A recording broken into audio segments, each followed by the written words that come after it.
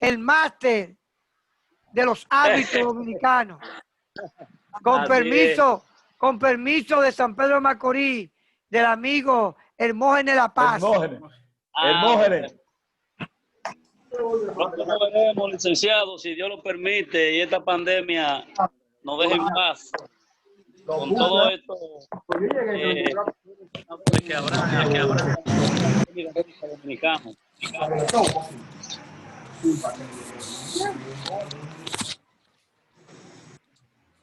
Muy buenas noches, señores.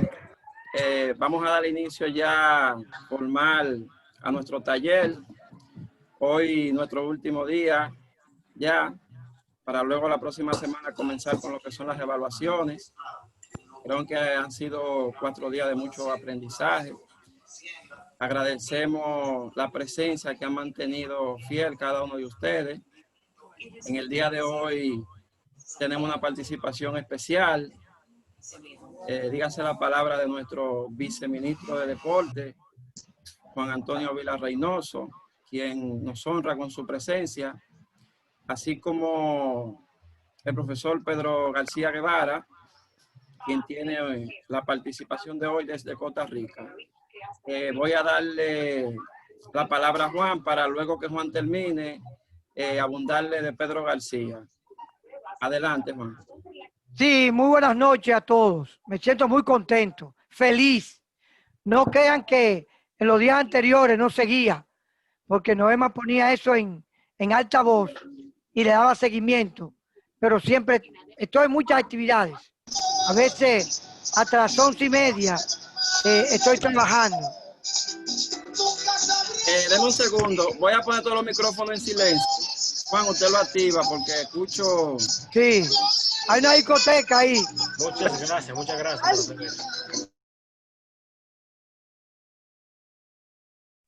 Active, Juan. Sí, realmente le daba seguimiento a todos ustedes y me siento feliz.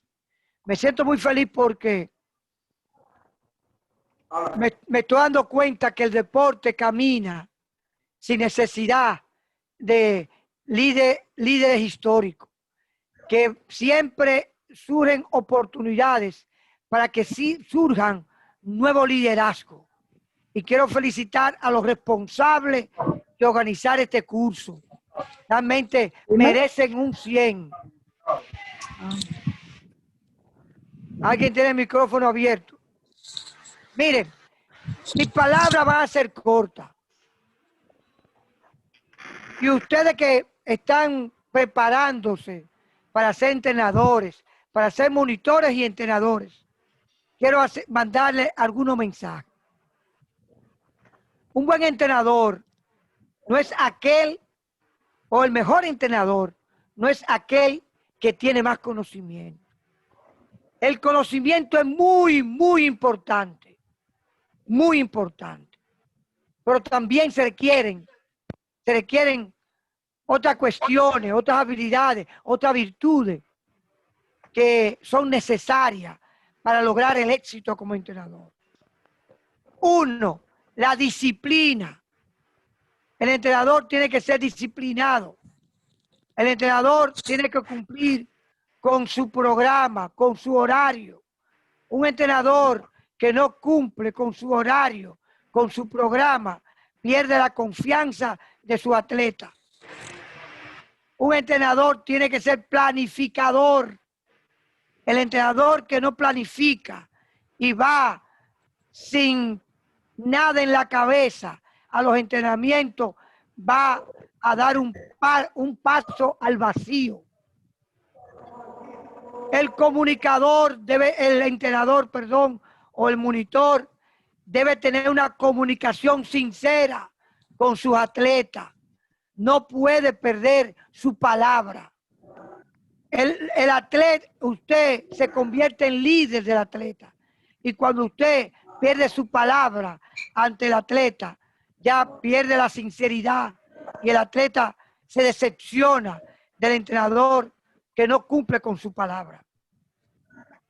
El entrenador tiene que tener pasión y sueño. El entrenador tiene que soñar grande, tiene que soñar cosas realizables, grandes pero alcanzables. A eso yo lo invito. Es igual que un atleta talentoso. El profesor Pedro lo sabe. No basta el talento del atleta si no cumple con otras condiciones. El talento es muy importante, pero si no cumple con otras condiciones que requiere el atleta, pudiera ser que se pierda en el anonimato. Yo los felicito a todos, los exhorto a trabajar con pasión, que sueñen, no dejen de soñar, que rompan barreras, Las puertas se cierran 1, 2 y 3 veces. Inténtelo. En algún momento las puertas se van a abrir. Que Dios me lo bendiga, me lo bendiga a todos. Vamos hacia adelante. Quiero reiterar las felicitaciones a todos ustedes. Esto ha sido un éxito total. Sí, les exhorto a ustedes que se forme inmediatamente, Gary, la Escuela Nacional de Entrenadores, para que esto se haga frecuentemente en el año. Si no se hace virtual, se hace presencial, para crear la Escuela de Entrenadores y tener un banco de entrenadores, porque van a haber muchas necesidades. El Ministerio de Educación, a través de su departamento INEFI, va a abrir excepcionales, inmensas oportunidades. Gracias al profesor Pedro, que de manera voluntaria se nos ha ofrecido. Usted es un hermano de nosotros, Pedro, no solamente del tenis de mesa dominicano. A mí me enorgullece decir que usted es hermano mío, mi hermano. Muchas gracias, Juan. Dios me lo bendiga a todos, lo quiero.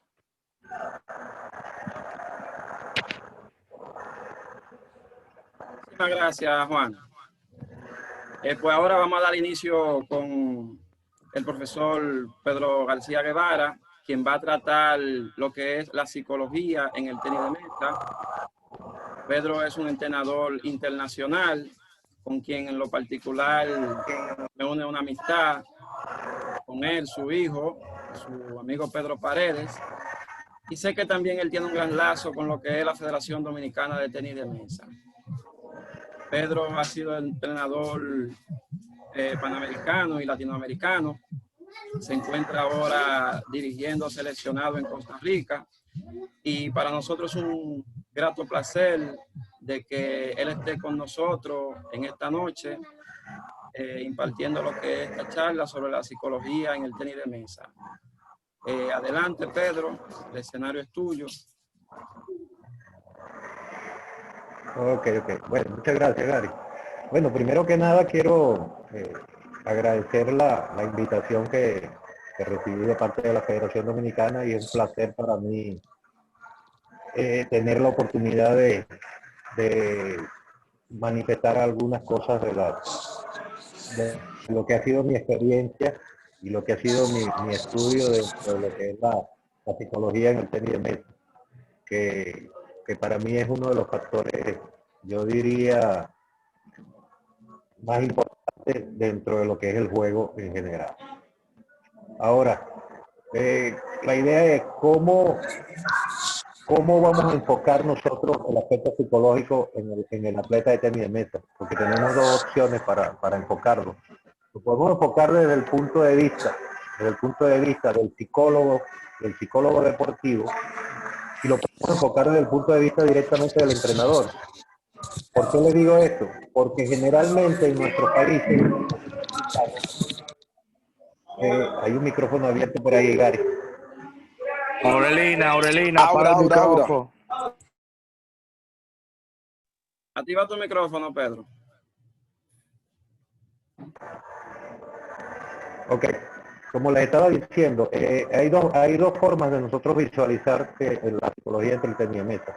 El psicólogo deportivo tiene una visión que podríamos decir que es más pragmática, que es desde un punto de vista más científico, pero el entrenador debe manejar algo de psicología, porque es el que está en el día a día con el atleta, es el que tiene que manejar todos los días los estados de ánimo, las inquietudes, las necesidades de los atletas. Entonces vamos a tratar de enfocar esta charla un poco hacia los dos aspectos. Vamos a revisar los aspectos técnicos y los aspectos desde el punto de vista del psicólogo deportivo y desde el punto de vista de las vivencias que tiene el entrenador a diario con los atletas. Ahora, cuando hablamos de las vertientes, tenemos dos vertientes que son muy importantes. Nosotros aplicamos la psicología a los niños en el comienzo de los entrenamientos o en el comienzo del desarrollo de su carrera deportiva. Y esa psicología va enfocada de una manera diferente a cuando hablamos del alto rendimiento, por ejemplo. Ya en el alto rendimiento, cuando buscamos un resultado deportivo, es muy distinto a cuando trabajamos con niños. ¿Qué debemos nosotros empezar a trabajar con los niños? Que es algo que quiero que quede claro bien al principio. Cuando nosotros comenzamos un proceso de entrenamiento con un niño, no sabemos en realidad si ese niño va a llegar al alto rendimiento o si ese niño se va a quedar en el camino. La verdad es que no lo sabemos. Generalmente es muy difícil que todos los atletas que pasen por tu mano sean campeones. Ahora, ¿cuál es la idea principal del trabajo de la psicología en el tenis de mesa con niños? Es formar de una manera integral al atleta. Ya no como atleta, sino como persona, como ser humano.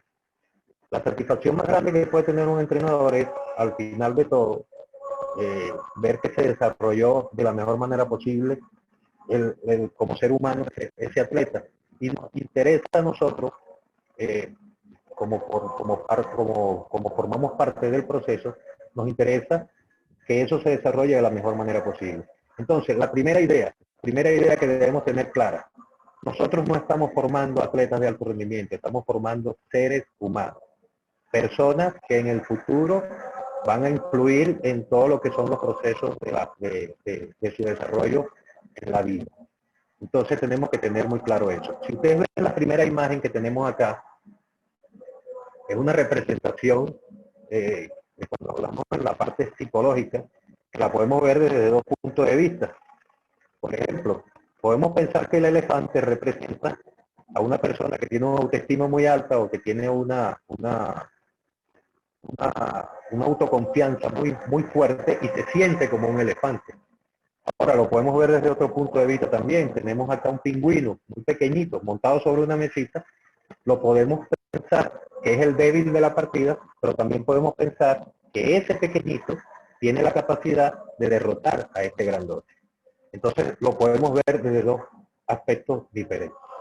¿Cómo lo vamos a ver cada uno? De acuerdo a como nosotros pensemos. Todas las personas tienen su criterio, tienen su forma de pensar y tienen su forma de actuar. Lo que nos toca a nosotros es enfocar hacia dónde tiene que ver esta persona. Porque tenemos las personas que ven el vaso medio lleno y las que lo ven medio vacío. ¿Qué nos conviene a nosotros? A nosotros nos conviene que la persona lo vea medio lleno. Porque el que lo ve medio vacío va a ser considerado como un pesimista. El que lo ve medio lleno lo va a considerar como un optimista.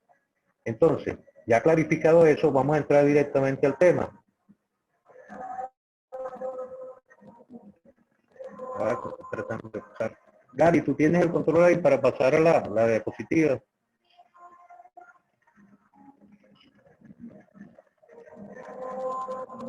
Gary, ¿estás allí?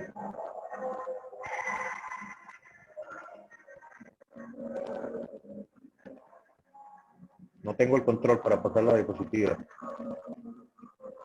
Vamos a hacer algo. Gary, el maestro quiere que ponga la figura. Adelante, Pedro, ahora. Mira a ver. Cambia la figura. No cambia. Tratando de cambiar la diapositiva y no puedo. Está bien, yo sé lo que voy a hacer contigo ahora.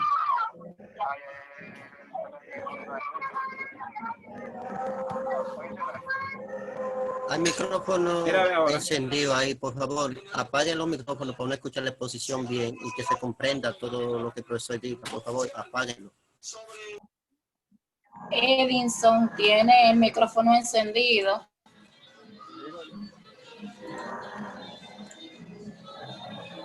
Ok, ya va. Hay un problemita acá con las diapositivas. Disculpen, denme un segundo para ver cómo... Tengo la computadora como colgada. Tú la dejas abierta, Pedro. Ajá. O sea, que la dejaste abierta desde ahorita.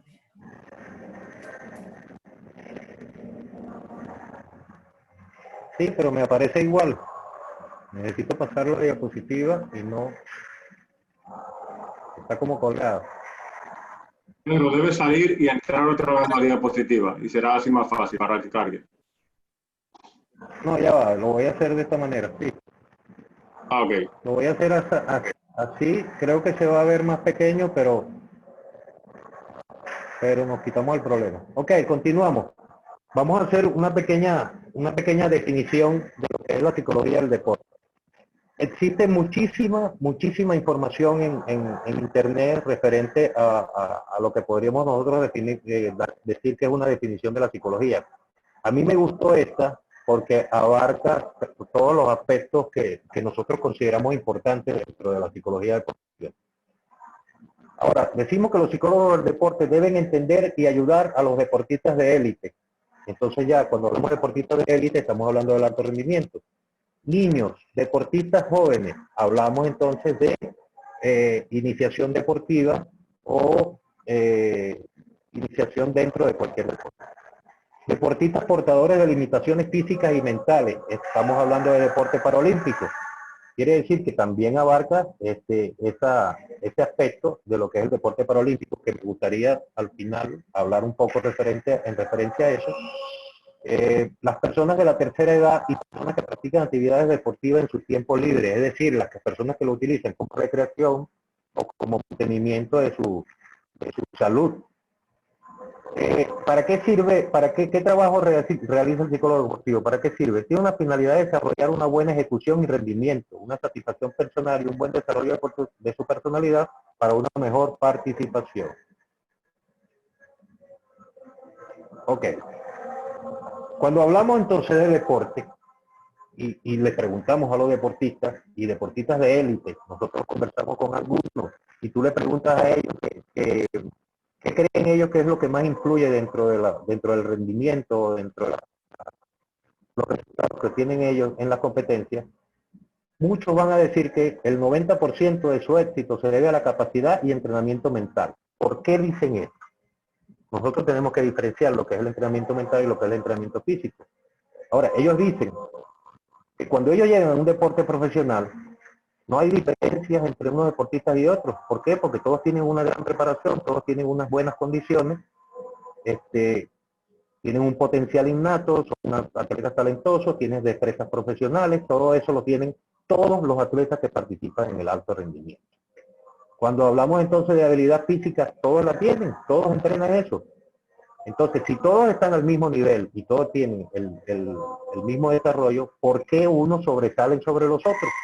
Ahí es donde llegamos a la conclusión de que ese 90% que piensa eso, dice que su éxito está en el trabajo mental y en el entrenamiento que hacen de eso. ¿Quién es el que potencia ese trabajo, ese entrenamiento? El psicólogo deportivo en conjunto con el entrenador.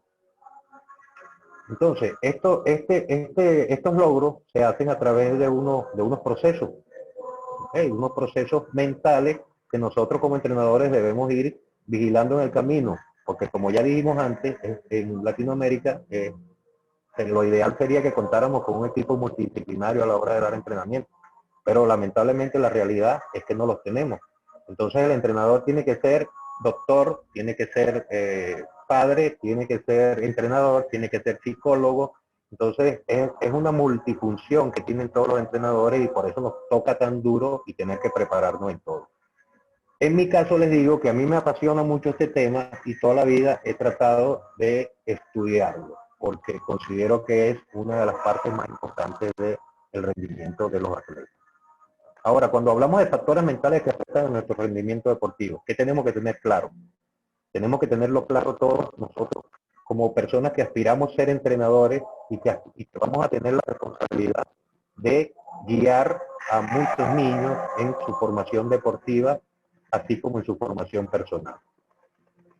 ¿Qué es lo primero que debemos entender? que tiene que existir la motivación. Si el niño llega a la sala de entrenamiento y todos los días la misma rutina y todos los días lo mismo, el entrenador le grita, le regaña, le dice, le recalca todo lo malo que él hace, ¿qué va a pasar con ese niño? Se va a ir del tenis de mesa o de cualquier otro deporte que donde suceda eso. Se va a ir. ¿Por qué? Porque no va a sentir ningún tipo de motivación para que él continúe. Entonces, ¿qué tenemos que hacer nosotros? Un trabajo donde podamos incentivarlo a que continúe dentro de la práctica del deporte, que se sienta muy bien, que el ambiente sea agradable y lograr que poco a poco él vaya cumpliendo las metas que se vaya a tratar. El segundo aspecto sería la autoconfianza. Un atleta o una persona en su vida, como sea, como ustedes lo quieran tomar, que no tenga autoconfianza, va a fracasar en todo lo que intente. ¿Por qué? Eso no quiere decir que nosotros vamos a ser sobrados y vamos a decir, no, yo puedo con todo. No, pero yo puedo pensar que tengo la capacidad de vencer cualquier reto que se me presente. Eso implica tener autoconfianza. Si yo no confío en mí, más nadie va a poder confiar en mí. Y eso tenemos que inculcarlo desde la base. Y la base son los niños. Otra parte muy importante dentro de este trabajo, el control emocional. El deporte tenis de mesa se caracteriza porque nosotros no trabajamos directamente con nuestro cuerpo o como lo hace un corredor, como lo hace un futbolista que patea con sus pies. No, nosotros tenemos un factor extra que es una raqueta y una pelota. No forman parte de nuestro cuerpo. Entonces, nosotros tenemos que tener un control sobre esos dos implementos, raqueta y pelota. Ahora, si nosotros no podemos controlar nuestras propias emociones, imagínense qué podremos hacer para controlar esta raqueta y esta pelota. Entonces, hay que desarrollar el control emocional indudablemente a todos los atletas. Un atleta que se mantenga frío en situaciones de presión, un atleta que sepa cuándo puede explotar o cuándo tiene que inhibirse, cuándo tiene que ser un poco más recatado. Eso va a ser muy importante y esto implica lo que se llama en el ambiente psicológico la inteligencia emocional, que más adelante vamos a tocar un poquito ese aspecto porque es muy importante también en la preparación. Después tenemos la concentración. Existe en todos los ámbitos de la vida personas que van a tener un grado alto de concentración cuando la necesitan y existen personas que no logran concentrarse de ninguna manera. Ahora, ¿qué podemos hacer nosotros para lograr que un niño se concentre y esté en lo que está haciendo? Que no esté, por ejemplo, en un entrenamiento que vemos hay niños que son muy inquietos, que están viendo para el lado, viendo para el otro. Ahora nosotros tenemos que hacerle entender a ellos de que para jugar tenis de mesa se necesita tener un alto grado de concentración. Si no hay concentración, es muy difícil que nosotros podamos controlar el juego. Ahora, ¿cómo lo logramos? Hay técnicas, y vamos a ver un poco más adelante también eso.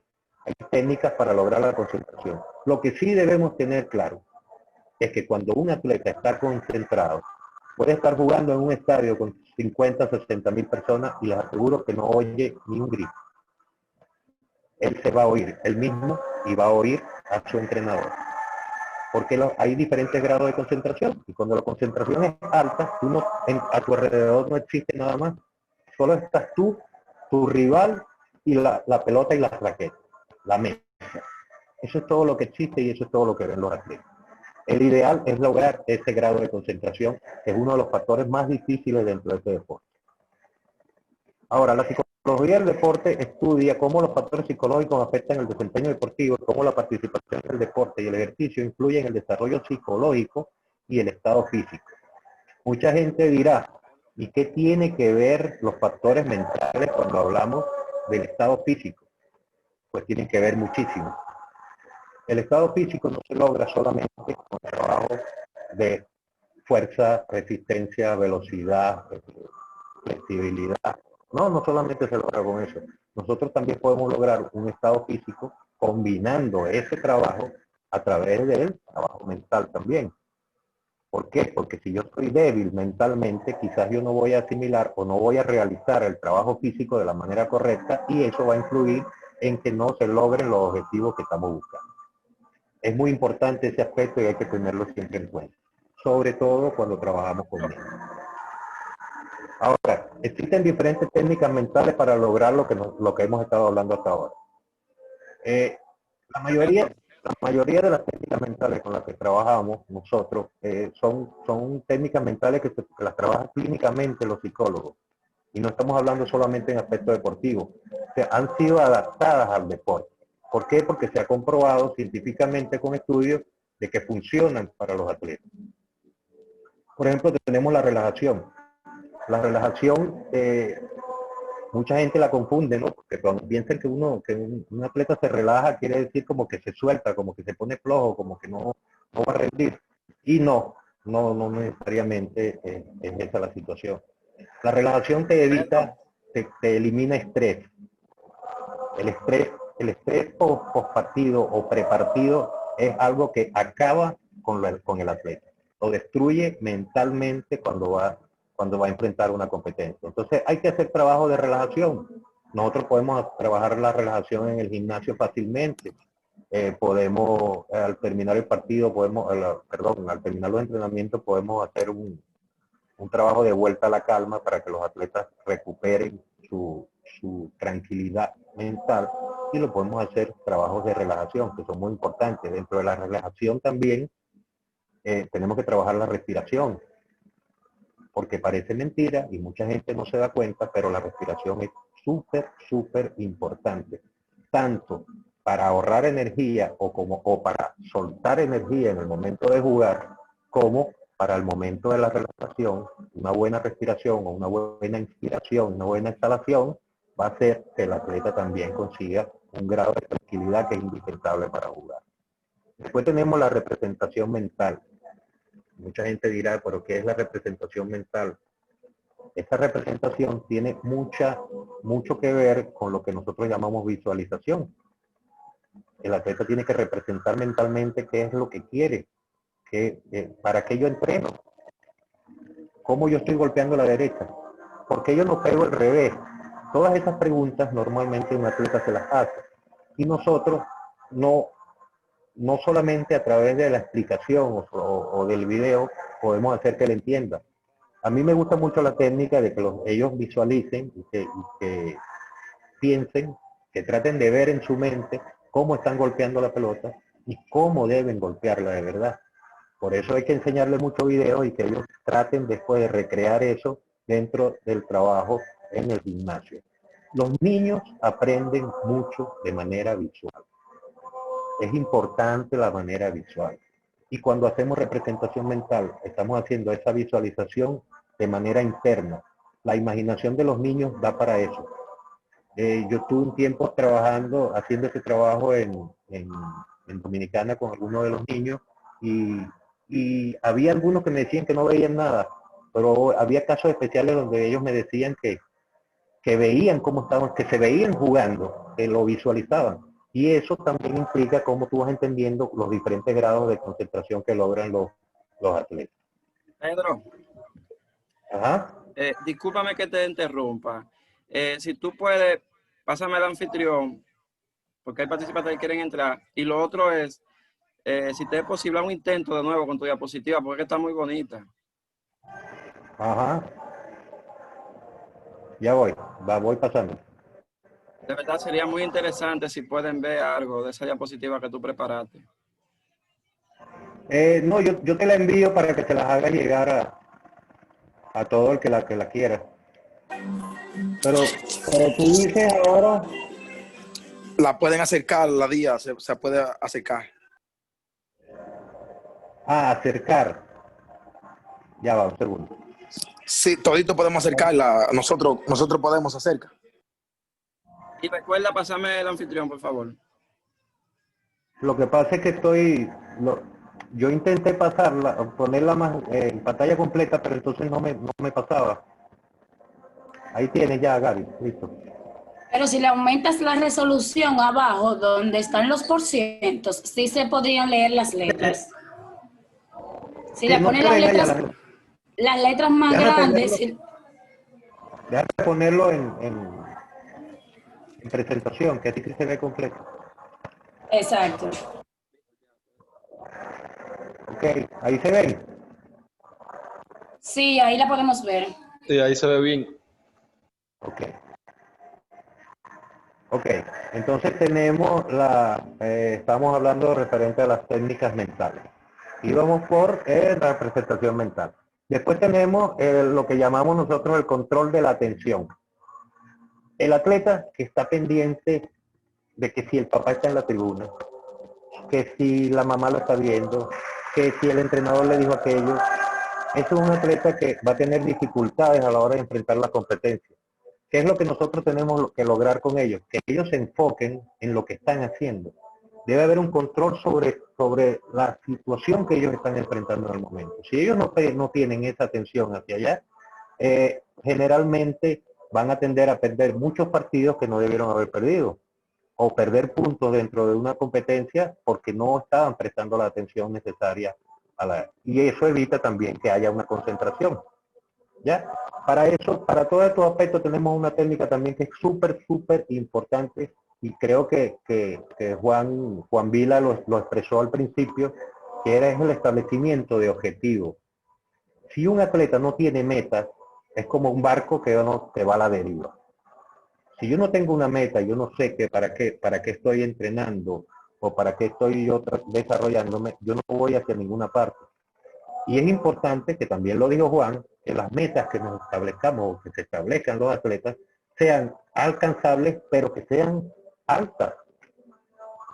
Yo en un momento le pregunté a un atleta de acá de Costa Rica que qué metas tenía para su futuro, y él me dijo que yo quiero estar entre los mejores de Centroamérica.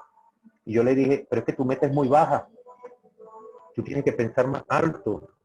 Cuando uno es niño, cuando nosotros somos niños, soñamos y pensamos que podemos hacer cualquier cosa. Eso hay que reforzarlo. Si Noema recuerda que ella me prestó un libro del amigo guatemalteco Jorge Herrera, que se llama Así fue aún mejor. Es una idea, y le recomiendo al que pueda conseguirlo y leerlo, que lo lea, que es una lectura maravillosa. La idea de un sueño de un muchacho de querer llegar a ser campeón del mundo. Y todo el mundo pensaba, ¿cómo es un campeón del mundo aquí en Latinoamérica de tenis de mesa? Es algo que lo vemos en este momento nosotros como inalcanzable, pero hacia allá tenemos que apuntar. Y él tuvo ese sueño, luchó y no pudo conseguirlo, pero se le presentó otra oportunidad en la vida y después tuvo otra meta como entrenador y fue campeón mundial. Y por eso él dice que así fue aún mejor, porque fue campeón mundial como entrenador. Entonces, si nosotros no establecemos ese tipo de objetivos, que aunque sean altos, y aunque nosotros pensemos que no sean alcanzables, le quitamos la ilusión al niño desde pequeño, lo que estamos es reforzando negativamente todo el aspecto psicológico que hay que desarrollar. Otra cosa importantísima que tenemos que tener en cuenta, la autoinstrucción. Un entrenador no puede dirigir durante todo el partido punto a punto al jugador. Es imposible que lo dirija punto a punto. Primero, porque no se va a desarrollar su capacidad de resolver problemas. Y segundo, porque físicamente es poco probable que el entrenador pueda todos los puntos decirle al atleta que va a hacer. Aparte de que el entrenador no sabe tampoco qué va a responder al contrario. Por lo tanto, quien tiene que resolver los problemas dentro de la cancha es el atleta. Entonces él tiene que darse autoinstrucciones. Yo mismo me digo qué voy a hacer. Yo tengo que tener la capacidad de preparar una jugada. Si voy a servir corto, ¿por qué sirvo corto? Si sirvo largo, ¿para qué me sirve servir largo? Yo saqué a la derecha pensando que él me la pusiera en tal sitio. Ese tipo de pensamiento, que es un pensamiento táctico dentro del atleta, tiene que existir. Y una manera de que exista ese trabajo es que el atleta pueda darse instrucciones él mismo. Eso es muy importante. Aquí entran dos aspectos que son netamente clínicos. Cuando hablamos de sensibilización sistemática, eso es un tema que se utiliza muchísimo en lo que es la psicología general. ¿Y de qué se trata eso?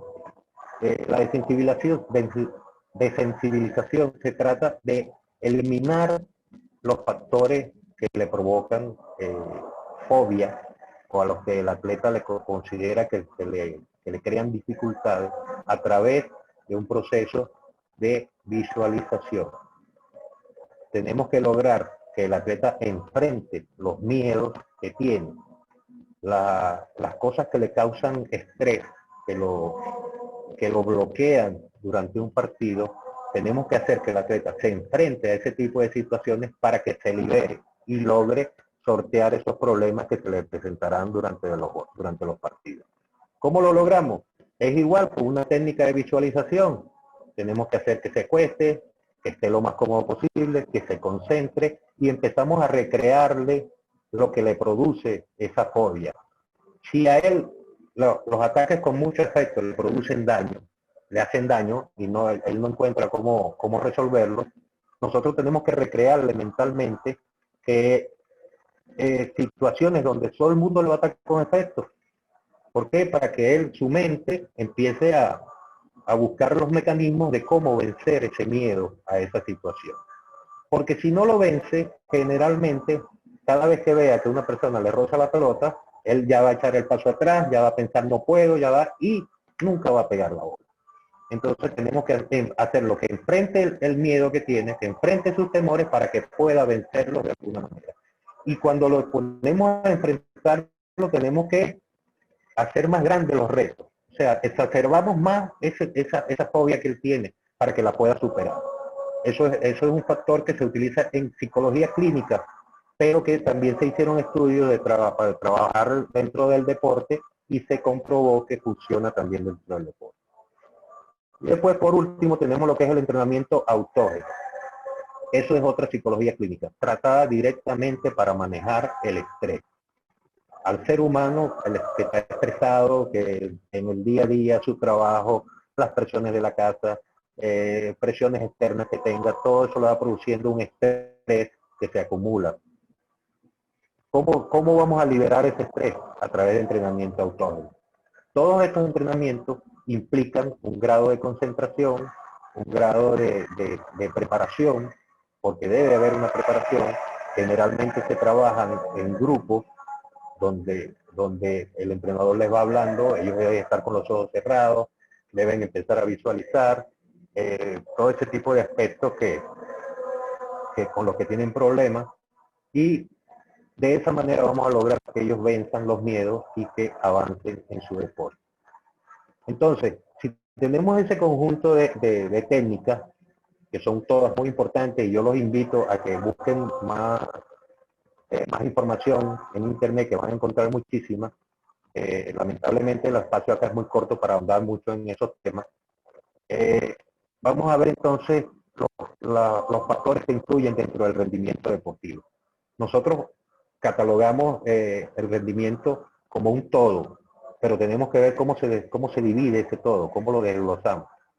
Nosotros lo vamos a dividir en habilidades físicas, habilidades técnicas y habilidades tácticas, que es lo que normalmente manejamos nosotros como entrenadores. Yo preparo al atleta físicamente, lo preparo técnicamente y le enseño cómo jugar de manera táctica. Entonces, esas tres habilidades pienso yo como entrenador que me sirven para formar un buen atleta.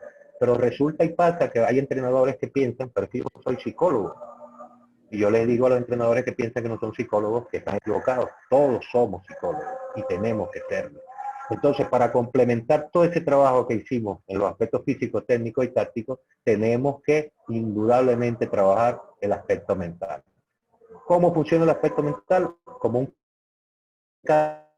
catalizador que va a hacer que esas tres funciones que activamos, físicas, técnicas y tácticas, se complementen y logren el objetivo final que hacemos. Tenemos que fortalecer la confianza del atleta, tenemos que mejorar su concentración, el control mental y superar situaciones de estrés. Es muy importante que nosotros tengamos claro ese trabajo. En el deporte infantil, porque cuando hablamos de psicología deportiva, todo el mundo piensa en el alto rendimiento. Muy poca gente que piensa en la psicología infantil. Pues déjeme decirle que es primordial la psicología infantil. Porque cuando trabajamos esa psicología infantil, estamos logrando que cuando lleguen a la etapa de rendimiento deportivo, ya vengan con una base y el trabajo de psicología a ese nivel arriba va a ser mucho más fácil porque ya trae una base. Es muy difícil un atleta con una base psicológica muy mala cuando llega al alto rendimiento y por eso es que vemos jugadores que dicen, que tú dices, oye, pero es que este muchacho entrena como el campeón del mundo, pero juega como el último del ranking. Esas son dos cosas que son muy diferentes.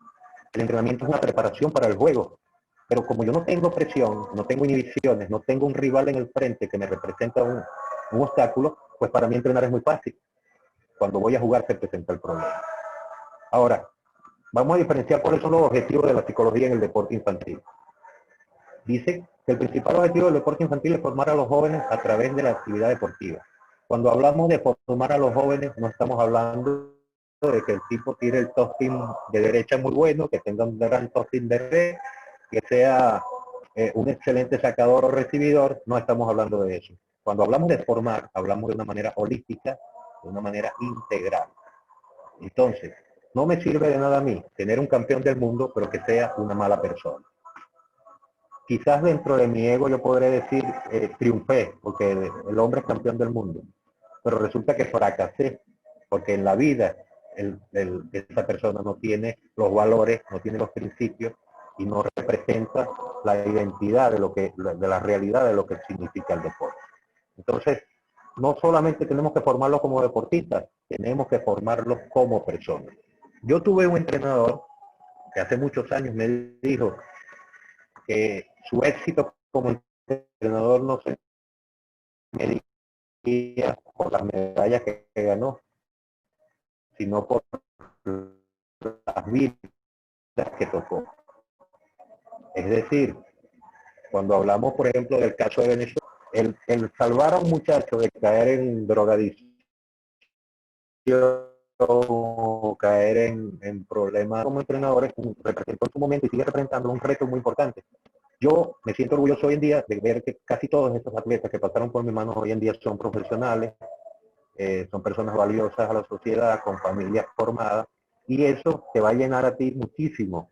Eso te va a incentivar a que tú trates de hacer un mejor trabajo dentro de la formación. Si ven la fotografía, me dediqué a buscar un poco de fotografía referente al tenis del método dominicano. Aquí vemos un grupo de niños que conozco algunas de estas niñas, algunos de los niños, esos rostros de lo que es el disfrute, la alegría por estar ahí en ese momento. Esos niños van a crecer, o ya crecieron, en este caso de lo que estamos viendo en la foto, ya crecieron. Hoy en día nosotros tenemos que evaluar qué logramos con ellos. ¿Siguen jugando? ¿No siguen jugando? Estoy casi seguro que no todos los que están ahí siguieron jugando tenis de mesa, pero sí todos siguieron siendo personas. Ahí es donde entonces va a radicar la importancia del trabajo que nosotros, psicología deportiva. Tenemos que conocer las características psicológicas del niño, de los niños jóvenes en la iniciación deportiva. ¿Qué quiere decir esto? Eso quiere decir que la caracterización de los atletas debe ser de manera individual, porque no todos tienen las mismas características, no todos tienen la misma mentalidad, no todos tienen la misma formación, no todos tienen la misma familia. Entonces, por lo tanto, el trabajo del entrenador de desarrollo, siempre yo he considerado que es uno de los trabajos, pero el trabajo de iniciación y de desarrollo es conocer uno por uno a cada uno de los atletas. Tengo que conocer de dónde viene, cómo es su vida familiar, si está estudiando, si no está estudiando, lo que le gusta, lo que no le gusta. Yo tengo que manejar toda esa información para saber cómo lo voy a tratar, porque aunque a todos le ponga atención, tiene que haber cierta diferencia en el trato hacia algunos por la condición que presentan. Y para eso tenemos que estudiarlo y hacer mucha investigación cuando nos llegan los niños a nuestras manos. Otro aspecto, manejar diversas técnicas de motivación en los deportistas, ya eso lo hablamos anteriormente. Es súper importante. Yo no puedo motivar a un niño de 8 años igual que a un jovencito de 16 o igual que a un adulto de 30 años. Las formas de motivación son completamente diferentes. Entonces, si yo no manejo las técnicas de motivación, eso me va a hacer muy difícil el trabajo. Tengo que conocer un poco sobre eso. Conocer los factores de enseñanza, aprendizaje en lo deportivo. Otra parte súper importante. ¿Qué factores me afectan a mí cuando enseño y qué factores afectan al atleta cuando aprende? Son cosas relacionadas, pero son completamente diferentes. Tenemos que tener claro nuestro objetivo, cómo vamos a aplicar ese trabajo de enseñanza y cómo lo va a recibir el atleta en el momento que aprende. Son cosas que son básicas dentro de la enseñanza y sobre todo en las edades tempranas, en la iniciación. Tenemos que tener un objetivo del técnico como formador de deportistas jóvenes, ya hemos hablado bastante de eso, la importancia de que estamos desarrollando personas y no solamente atletas, y conocer los diversos métodos de enseñanza-aprendizaje. Vean, arriba habla de factores y abajo habla de métodos. Cuando hablamos de factores de enseñanza-aprendizaje, hablamos de una cosa que es diferente a los métodos de cómo lo enseñamos. ¿Ya? Creo que hemos hablado bastante de los factores con que trabajamos en el tenis de mesa. Ahora, si hablamos de niños, nosotros vamos a llegar a la idea de que estamos trabajando con niños. Nosotros somos entrenadores de desarrollo, entrenadores de iniciación, ¿y qué vamos a recibir niños?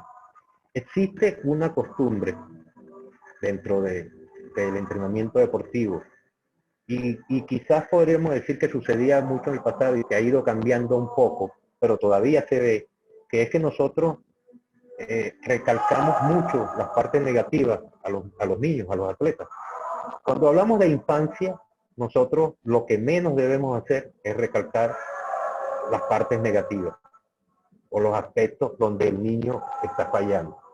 ¿Por qué? Porque como son niños, en el momento en que tú empiezas a recalcarle lo negativo, se le va a quedar grabado. Por lo tanto, nosotros tenemos que minimizar todos los aspectos negativos y maximizar los aspectos positivos. Tenemos que hacer esta motivación y ese incentivo que tenemos que darle a los niños tiene que estar enfocado hacia lo que tú le dices. Porque el niño, cuando es pequeño, ve a su entrenador como que fuera su ídolo. Dice, este es mi entrenador, este es el que me enseña. Entonces tú eres un reflejo de lo que los niños van a ver. Si tú eres negativo, vas a transmitirle aspectos negativos a él. Lo mejor de todo es que tú lo elogies. Hay que elogiarlo. Si el niño le golpeó una pelota y la pegó en la mesa, aunque no fuera con la mejor técnica posible, muy bien, maravilloso, viste, lo lograste. Ese tipo de cosas son importantísimos para ellos en su infancia. Y aquí se les refleja una serie de cosas que nosotros podríamos utilizar y podríamos decirle a ellos para ayudarlos en esa formación. Por ejemplo, has sido capaz de hacerlo. Cuando un niño intenta hacer algo y no lo logra, y va el otro, y vamos nosotros como entrenadores, le recalcamos y le decimos, oye, pero es que tú nunca vas a hacer esto. El niño va a llegar un momento en que va a tener miedo, va a tener presión y no va a querer hacerlo. Pero si tú le dices, oye, has sido capaz de hacerlo y le recalcas esa parte positiva, él se va a sentir alegre y motivado para seguir trabajando. El atleta tiene que saber que cuenta con el entrenador. Por eso le podemos decir, si necesita algo, pídemelo. ¿Por qué? Porque él tiene que sentir que alguien puede ayudarlo a resolver alguna situación que tenga en el momento. Y son niños. Los niños quizás no disciernen igual que los adultos, pero dentro de su inocencia, ellos creen que cualquier cosa se puede resolver. Y eso es importante para reforzarles a ellos este aspecto. No hay nada que le guste más a un niño que tú le digas, estoy orgulloso de ti. Cuando le dices a un niño eso, es como que lo elevas al cielo porque él dice, oye, qué bueno soy, lo estoy haciendo bien. Y eso es importantísimo para reforzarle su autoconfianza en los momentos en que lo vayan a necesitar. Otra cosa importantísima son las emociones, los sentimientos. Si tú le dices a un niño que lo quieres, el niño te va a querer también. Porque él dice, si esta persona me quiere, yo también tengo que quererlo, porque así piensan los niños. Nosotros tenemos que entender cómo piensan ellos para saber cómo tratarlo. Le debes reforzar las posibilidades de que sus metas él las puede lograr. ¿Cómo? Tienes que recalcárselo siempre. Tú vas a llegar donde tú quieras llegar. A mí si me llega un niño de 8 años y me dice, yo voy a ser campeón del mundo de tenis de mesa, pero él vive en República Dominicana, o vive en Venezuela, o vive en Costa Rica, o vive en Puerto Rico. Y cuando tú oyes a un niño de 8 años en alguno de esos países que diga, me dieron un micrófono por allí. Cuando tú oyes que un niño de 8 años te dice que va a ser campeón del mundo en Latinoamérica, de tenis de mesa, lo primero que tú piensas, no, vale, es imposible. Si tú le dices al niño que es imposible, ya, lo acabaste de una vez. El niño tiene que soñar. Entonces hay que reforzarle eso. Tú vas a llegar donde tú quieras llegar. La confianza que tú le instruyes al atleta. Decirle, yo sé que tú eres bueno. ¿Por qué? Porque hay atletas que son inseguros, por muy fuertes que ustedes los vean. A ellos cómo golpean la bola, cómo tienen buenos servicios, cómo se desplazan, todo maravilloso. Pero ellos también tienen inseguridades. Entonces nosotros tenemos que reforzarles, recordarle todo el tiempo, tú eres el campeón, tú eres el mejor, tú eres bueno. Eso hay que hacerlo con los atletas. Es importantísimo. Cuando comete errores, no le maximices esos errores. Dice, si cometió un error, dice, yo sé que tú lo hiciste sin querer, ¿vale? No importa, no hay problema. Vamos a seguir adelante. Eso a ellos les va a gustar. Aunque no lo haya hecho sin querer. Solamente el hecho de que tú le demuestres esa confianza va a ser súper importante para el niño.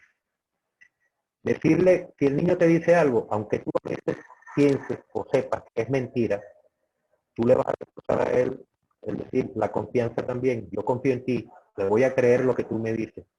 Eso también va a hacer que en el niño tenga cierto impacto o cierto sentimiento de culpa, porque él va a pensar, oye, le estoy mintiendo al profesor y el profesor me está creyendo. Eso va a ir en la medida de lo posible cambiar sus actitudes, porque ya él sabe que está fallando. Y otra cosa súper importante, que tú le digas, no, tú que cada día eres mejor. Eso debe decírsele todos los días del mundo a los niños. Cada día mejora. Que hoy viniste mucho mejor que ayer, a su lado positivo. Y eso es súper importante. ¿Qué sorpresa más buena? Bueno, en sí todas estas son expresiones que podríamos utilizar. Cualquiera puede agregar algún tipo de expresiones o cosas con las que trabaje en su día a día. Pero es importante las frases positivas para incentivar a los niños. Ahora, cuando hablamos de psicología del deporte, se dice que el deporte de base e iniciación se refiere a la fase de inicio de la actividad físico-deportiva, especialmente en edades tempranas. Ya hemos hablado de eso. El deporte se ha convertido en un campo de desarrollo psicosocial básico para muchos niños y adolescentes. ¿Por qué es un campo de desarrollo psicosocial? Porque diría la gente, el deporte no, el deporte es darle trancazo a una pelota o darle patadas a un balón. Dice, pero el desarrollo que tiene ese atleta en su aspecto psicosocial, en su vida personal, en lo que él vive en el día a día, en su interrelación en la comunidad, en su hogar, con personas que en muchos casos ni conoce, viene dado porque el deporte le dio esa oportunidad. Entonces el deporte es un campo de desarrollo, pero súper importante para todos los niños en desarrollo. Dice que hay que matizar que el deporte contemplado desde esta perspectiva debe entenderse no tanto como actividad competitiva, sino como actividad lúdica y de desarrollo personal. ¿Por qué actividad lúdica? Porque el niño desde que nace, cuando ya empieza a caminar, ¿qué es lo primero que piensa el niño? Jugar, yo quiero jugar. Al niño no le importa si a los 5 o 6 años llega a la mesa y le gana a fulano, a mengano, no le importa. Lo que le importa es divertirse. Entonces nosotros debemos tratar de reforzar ese aspecto de diversión, que es el aspecto lúdico. ¿Cómo vamos a ayudar a que ese niño se desarrolle de una manera ideal dentro de su aspecto personal? Eso es lo más importante al principio. En el camino vamos a ir viendo los diferentes talentos, o vamos a ir viendo quiénes tienen la posibilidad de llegar más alto, y que sabemos que algunos se van a quedar en el camino, es normal, pero ¿cuántos van a avanzar? Ahí es donde está lo importante. Y los que no lleguen a ser campeones van a ser buenas personas. Ahí logramos el objetivo ya, independientemente de si gana o no gana. Entonces, ¿qué nos sirve? ¿Qué tenemos que hacer que ellos entiendan? Que el deporte para ellos debe ser divertido. Yo pongo, por ejemplo, en el caso de los padres, y vamos a tratarlo un poco más adelante. En el caso de los padres. Yo como padre, mis 3 hijos jugaron tenis de mesa. Y yo veía que mis hijos, si sufrían mucho jugando tenis de mesa, yo como padre, ya no como entrenador, sino como padre pensaba, yo prefiero que no jueguen. Porque ningún padre quiere que su hijo sufra. Entonces tenemos que tratar de que ellos se diviertan jugando. Y tenemos que hacerle entender que se gana y se pierde. No se debe sufrir por perder. No, porque esto no, ahí no se les va a ir la vida. No se les va a ir la vida por perder un partido. Ya, entonces, si nosotros reforzamos eso, vamos a lograr que ellos tengan un mejor desarrollo como personas y como seres humanos. Después tenemos que el aprendizaje, la motivación, la interacción social y el disfrute con la actividad son, entre otros aspectos, prioritarios en esta etapa. 8 años, 7 años, 9 años, 10 años. ¿Qué es lo más importante para esos niños? Aprender. Si yo voy a enseñar a una persona de 30 años a jugar tenis de mesa, ¿qué es lo más importante para él? Ya no será aprender, quizás sea mantener una buena salud, o quizás sea lograr divertirse un rato, pasar el rato. Pero cuando hablamos de un niño de 7, 8 años, ese aprendizaje va enfocado a qué? Hacia un desarrollo de capacidades que son súper importantes para él a nivel deportivo. Tenemos que lograr eso. La motivación, ya hablamos bastante. La interacción social, súper, súper importante. Tenemos que lograr que el atleta, como persona, se integre a la sociedad. Y eso es algo que también se logra a través del deporte. Por eso es tan importante en todos los niveles este trabajo con los niños en el aspecto deportivo. Yo soy de la idea de que los niños no deberían competir con presión de ganar o perder hasta los 10, 11 años, por lo menos. ¿Por qué? Porque sufren mucho cuando pierden. Nosotros tratamos de que ellos siempre ganen. Y yo creo que no es sano, porque en algunos aspectos eso hace que muchos se retiren, porque no pueden superar esa presión, o no pueden superar el fracaso. Y lamentablemente sabemos que no todos pueden ganar. Yo soy un poco más partidario de hacer festivales donde todos reciban premios, donde todos reciban su diploma, donde todos reciban su medalla, y que no importe tanto si ganan o pierden, para tratar de que ellos en su desarrollo no se les forme ese rechazo hacia ciertas actividades. Continuamos. Se me volvió a pegar esto. Ok. El deporte. Todos sabemos cómo comienza el deporte.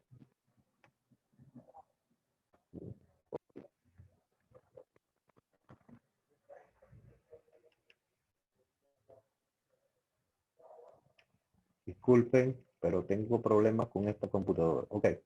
El deporte. Todos sabemos cómo comienza el deporte. El deporte comienza como un juego. Nadie llega directamente a la competencia a hacerlo, ¿no? Yo cuando yo voy a participar, el micrófono, cuando yo voy a participar en algún deporte, siempre llego como que viéndolo como un juego. Voy a divertirme. En la medida en que va pasando el tiempo, eso se va transformando en ¿qué? En una pasión. Empiezo a meter objetivos en mi cabeza. Tengo que pensar qué puedo hacer, qué no puedo hacer, las metas que tengo. Tengo que tener disciplina, cumplir con horarios, me va a generar presión, voy a crear estrés. Y lo más importante que es cuando logramos el objetivo, la cara de, por ejemplo, de felicidad de un niño cuando gana una medalla, cuando llega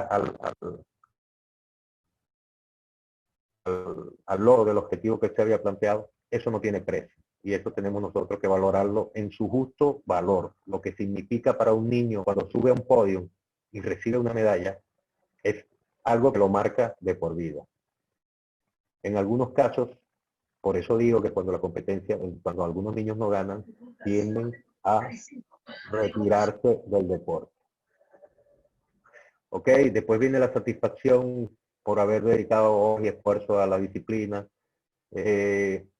Su satisfacción no es solamente en el cuerpo, sino se siente lleno en el alma, que es una parte también súper importante.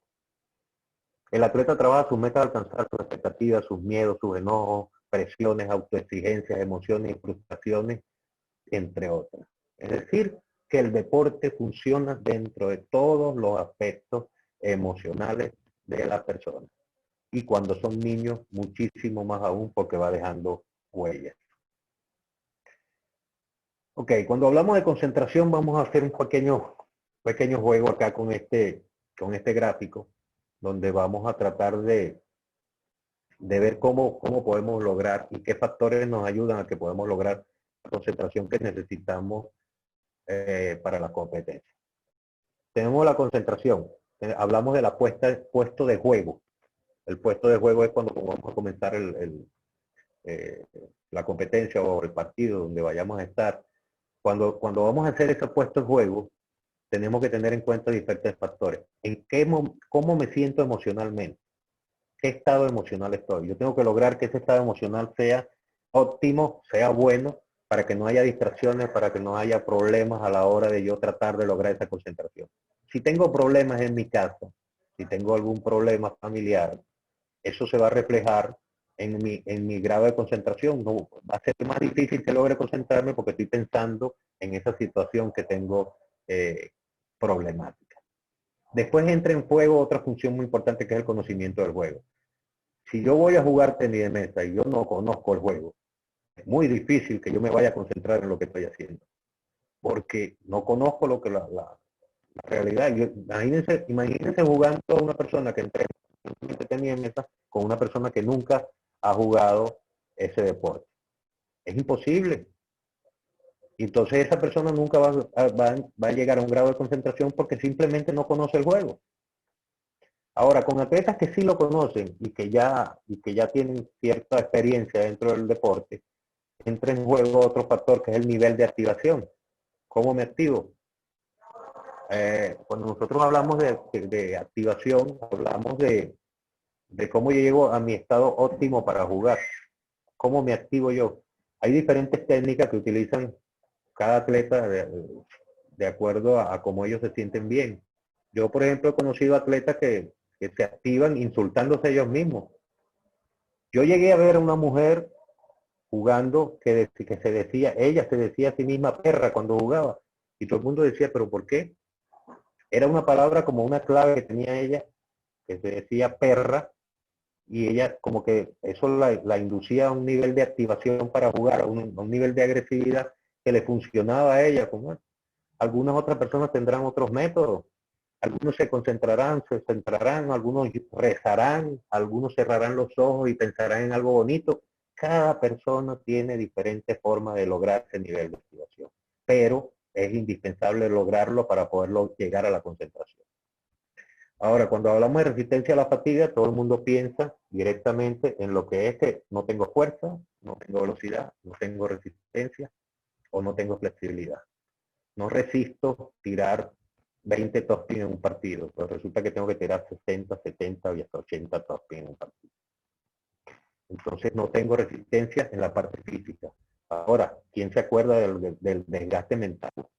Los que estén acá, que hayan jugado tenis de mesa a cierto nivel, no me dejarán mentir de que cuando jugamos un partido con mucha presión, en el momento que sales de ahí, el cansancio no es físico, es un cansancio mental donde tuviste que desgastar toda tu energía para lograr el objetivo de ganar o de vencer ese obstáculo que se te presentó durante el juego. Entonces esa resistencia tiene que trabajarse no solamente en la parte física, hay que trabajar en la parte mental. Y entra en juego el aspecto motivacional. Un atleta motivado se va a concentrar mucho más fácil que un atleta que entre desmotivado. Si yo no tengo motivación, jamás voy a lograr concentración. Porque es que si no estoy motivado no me importa lo que estoy haciendo. Eso tiene que entenderlo, no solamente el atleta, tiene que entenderlo el entrenador. Porque el entrenador va a hacer las funciones de psicólogo de esos atletas y tiene que lograr que ellos se motiven lo suficiente para lograr ese grado de concentración que necesitan. La autoconfianza, que ya la tocamos, que sabemos que es súper importante. Si yo no confío en mí mismo, nadie va a confiar en mí. Por supuesto, el primero que tiene que confiar en mí soy yo. No hay otra manera. Y después tenemos los factores externos, que pueden ser múltiples. Puede influir muchísimas cosas. Puede influir que haya personas por fuera tratando de desconcentrarme, gritándome, insultándome, diciéndome cualquier tipo de barbaridades que me van a afectar a mí. Y yo tengo que tratar de vencer eso. ¿Cómo? Concentrarme. Si hay una mala iluminación, es un factor externo que me afecta también para yo lograr la concentración, porque muchos piensan, no, pero es que no veo bien la pelota, pero tengo que superar esto, entonces busco más concentración, porque el factor externo afecta a todo el mundo, no es solamente a mí que me va a afectar. Si yo no veo bien la bola, la mesa brilla mucho, hay mucha humedad y la pelota se me va hacia abajo, todos esos factores externos que tenemos que superar. Indudablemente, si no logramos superar esos factores, no vamos a lograr el objetivo final. Ahora, entramos allá en lo que son los protagonistas. Hablamos de todos los factores, todo lo que influye dentro de la preparación, en la parte psicológica del deporte. Ahora, ¿quiénes son los protagonistas de ese trabajo psicológico? Nosotros tenemos que considerar una trilogía acá. Hay entrenadores que dicen, yo no quiero que venga al entrenamiento con su padre o con su representante o con nadie. Yo soy el que lo estoy preparando y ellos no tienen absolutamente nada que ver con esto. Déjenme que me equivoco. Nosotros como entrenadores tenemos que considerar esa triada que es súper importante, que es el atleta, el entrenador y los padres.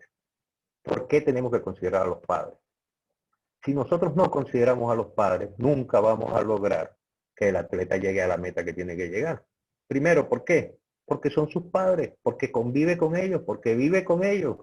Ellos son la primera fuente de inspiración o la primera fuente de negación también, porque puede ser el aspecto negativo que influye sobre los atletas. Si el padre es del que se quiere meter a la cancha cuando el hijo está jugando, o del padre entrenador, que existe muchísimo, que cree que sabe de tenis de mesa y quiere entrar a la cancha porque él sabe de tenis de mesa y él le va a decir al hijo lo que le va a hacer, lo que está haciéndole es un daño. Y siempre trato de que los padres lo entiendan. El aspecto emocional juega muchísimo en este deporte. Si el niño se pone nervioso cuando el padre está viéndolo, pues va a tener que salir del gimnasio. Pero ¿quién tiene que entenderlo? El padre. Él tiene que entenderlo. Yo no puedo pelearme con el representante porque es el papá o la mamá del niño. Yo estoy entrenando al niño. ¿Cómo me peleo yo con el papá? El papá no lo va a llevar más. Entonces, ¿qué tengo que hacer yo? Tener un poquito de inteligencia, de táctica, porque ya es táctica como entrenador mío, y yo tengo que ganarme a ese padre. Por el bien del niño, yo tengo que ganarme al padre. Tengo que incluirlo dentro del proceso. Si yo hago una intervención del niño para tratar aspectos psicológicos, igualmente tengo que hacerla con el padre. Yo tengo que hacer una entrevista, saber qué piensa él, saber si conoce algo de tenis de mesa, si lo jugó, si no lo jugó, hacerle entender que él puede ser un factor de avance, un factor positivo dentro del desarrollo del niño, pero también puede ser un factor negativo. Si él no lo entiende y él cree que solamente se tiene que hacer su voluntad porque él es el papá, entonces el trabajo de nosotros es lograr que él entienda que está equivocado. Por eso tenemos que considerar esa triada entre esos tres factores: deportista, entrenador y padre. Súper, súper importante. Ustedes que van a trabajar como entrenadores, nunca se peleen con un padre de un atleta. Busquen la manera de conciliar, de que entienda, llévenlo a su terreno, hagan lo que ustedes quieran, pero no peleen con los padres de los atletas. El único perjudicado de toda esta situación es el atleta, es el niño en este caso. Y nosotros no queremos eso. ¿Ok? Entonces, se dice que eso es un desafío, uno de los desafíos más importantes que tiene el psicólogo del deporte. Lograr que se complemente ese trabajo entre entrenador y representante o padre y el atleta.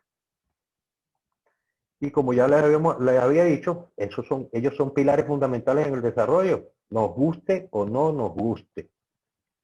Sin sus padres no se van a desarrollar.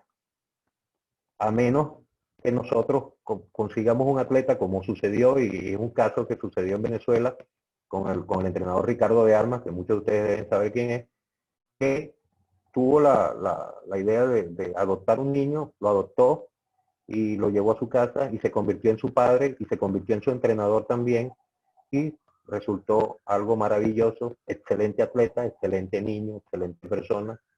Ya se pasó esa función de entrenador a convertirse en padre directamente del niño. Ahora, las posibles intervenciones. La motivación la hablamos, el planteamiento de meta estamos claros en eso, el autoconocimiento y autopercepción del atleta, hay que trabajarlo, eso es importantísimo. La autoconfianza y la autoestima, por supuesto, ya hablamos también de eso. Entonces los factores, concentración, atención, liderazgo, comunicación. La comunicación, súper importante. Nosotros tenemos que hacer que los atletas hablen, que se expresen, que digan lo que sienten. No tenemos que sentirnos mal porque un atleta nos diga en una práctica, no me gustó esto, no me gustó aquello. No, al contrario, eso nos va a ayudar a nosotros a que podamos entender hacia dónde quiere enfocarse él y cómo tenemos que trabajarlo. Eso es súper, súper importante. Hay entrenadores que no permiten que los atletas le hablen en el entrenamiento. Concéntrate en lo que estás haciendo, le dicen. Y no es así. Hay que dejarlo que ellos expresen. Y al finalizar los entrenamientos, preguntarle cómo lo sentiste, cómo te fue, cómo estuvo la práctica hoy, estuvo buena, hay que cambiar algo. Ellos tienen su opinión también. Y esa opinión es importante porque al final de cuentas ellos son los que están entrenando. ¿Ok? El manejo del estrés, la ansiedad, la competencia, las presiones, el autocontrol, manejo de la agresividad.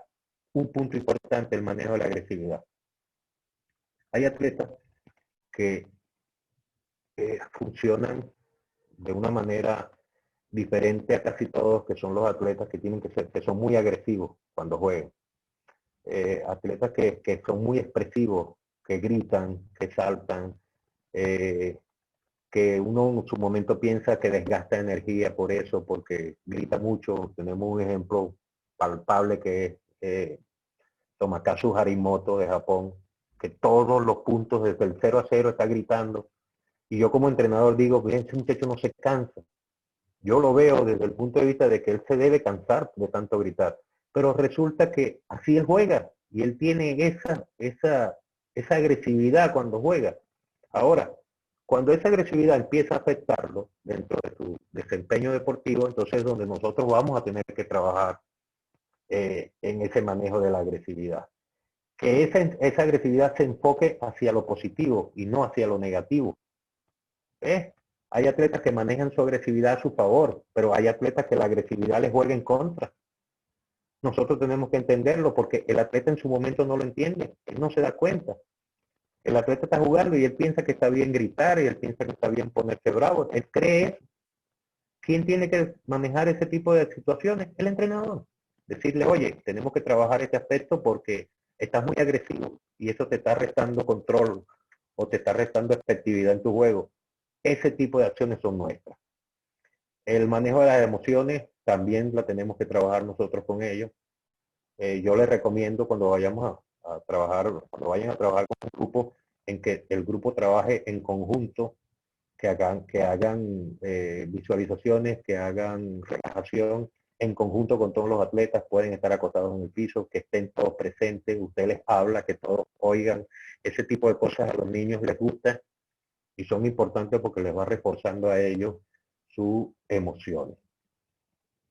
Las actitudes y habilidades para el trabajo en equipo. Otra cosa súper importante, si trabajamos a los niños de manera individual, de que yo soy el campeón, hey, jugamos un por equipo, yo gané mis 2 partidos, perdimos 3-2, pero yo no perdí, yo gané mis 2 partidos, pues déjeme decirle que ellos tienen que entender que él también perdió.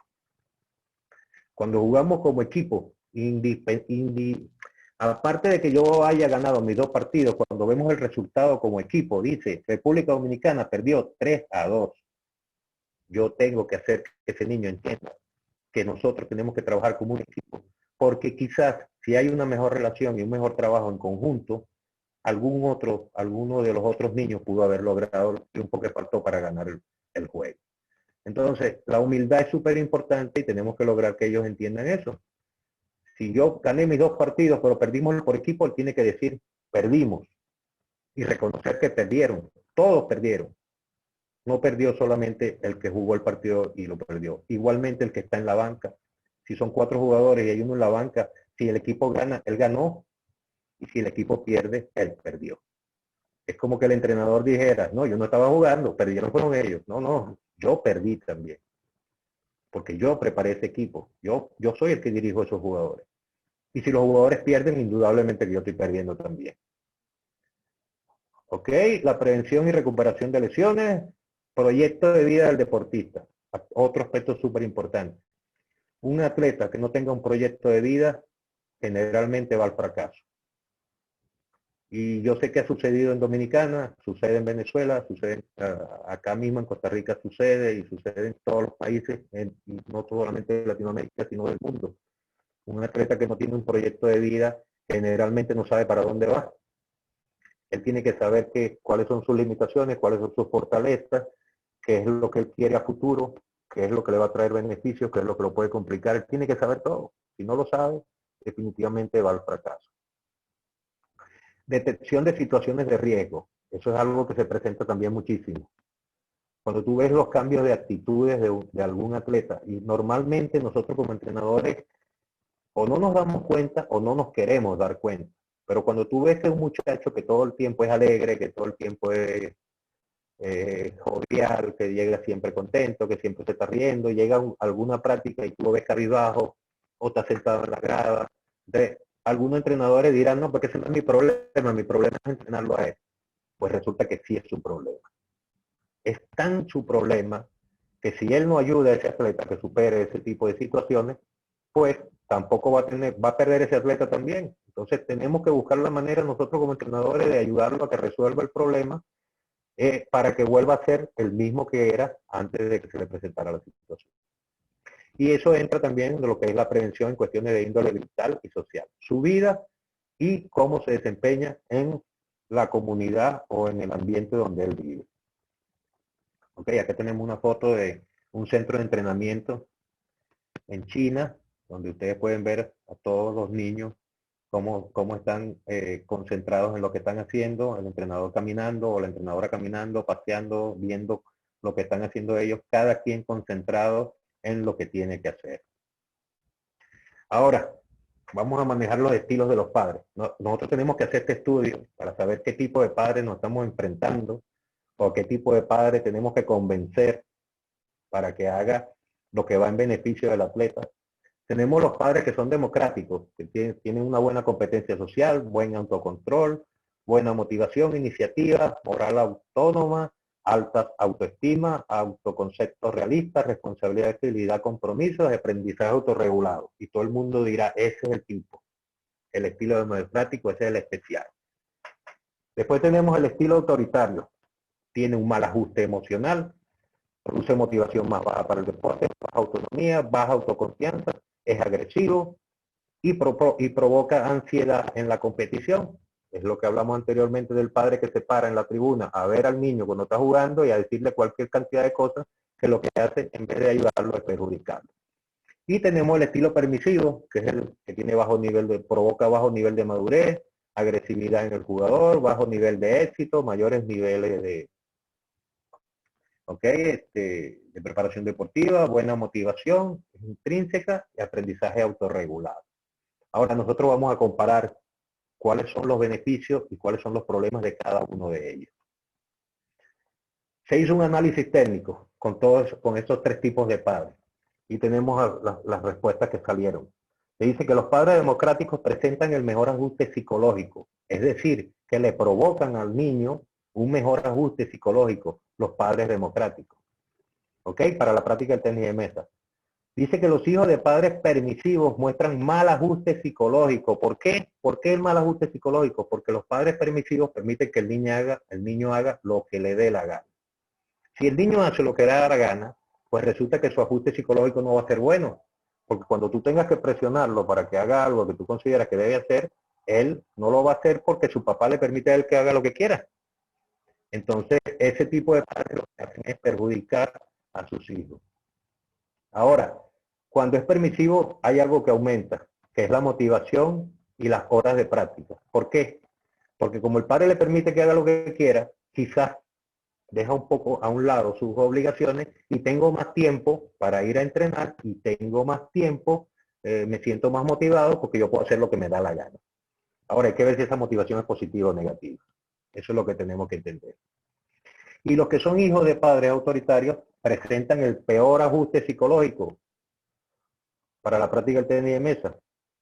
Porque finalmente los padres deben manifestar apoyo, ¿okay? El peor ajuste psicológico. ¿Por qué es el peor ajuste?